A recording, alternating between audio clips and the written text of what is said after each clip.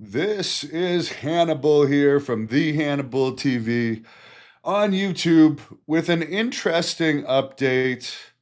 I've watched this incident now. First mistake AEW made was allowing this to happen. Second mistake is not taking it off YouTube, which I imagine they will take it off YouTube.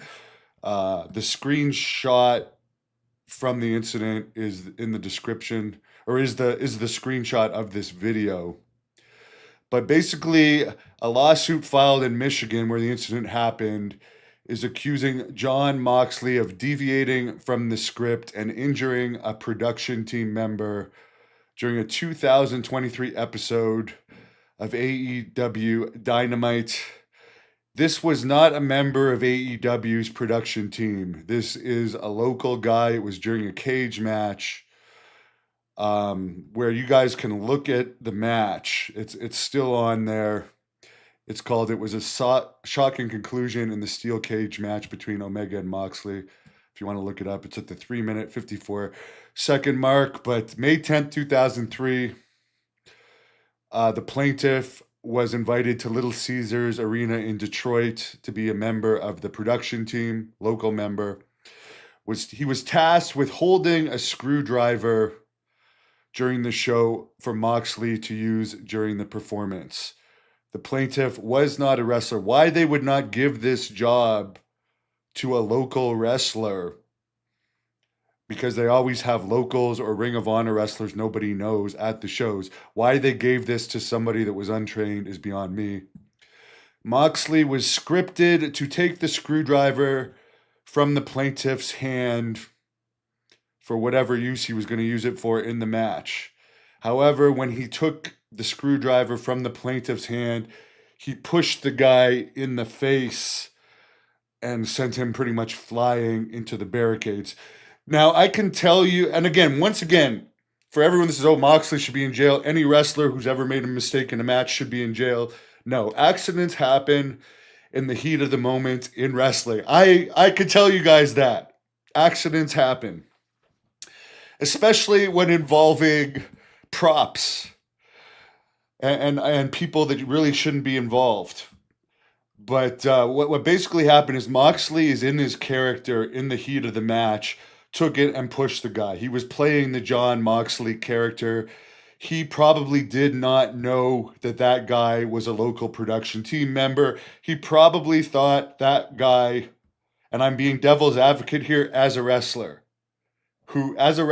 who knows what it's like to enter in a character. And I can tell you, Jon Moxley was probably playing his character, just thinking, okay, I'm Jon Moxley. I wouldn't just take a screwdriver from a guy. I'm going to take it and push the guy because I'm in the heat of the match. Probably, and I will say this, I don't know this for sure. I will say this in Jon Moxley's defense. He was probably in the heat of the moment, did not know this was an untrained local production guy.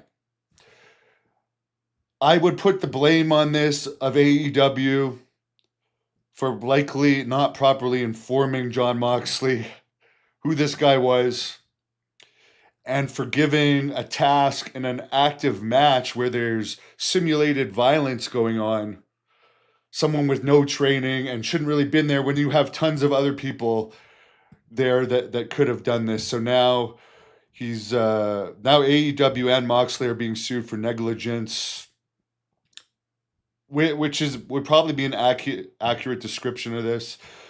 They should have known that was a dangerous position to put the guy in and not done it.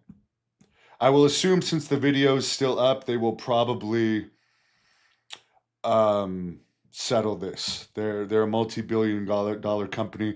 They 100% had insurance for incidents like this.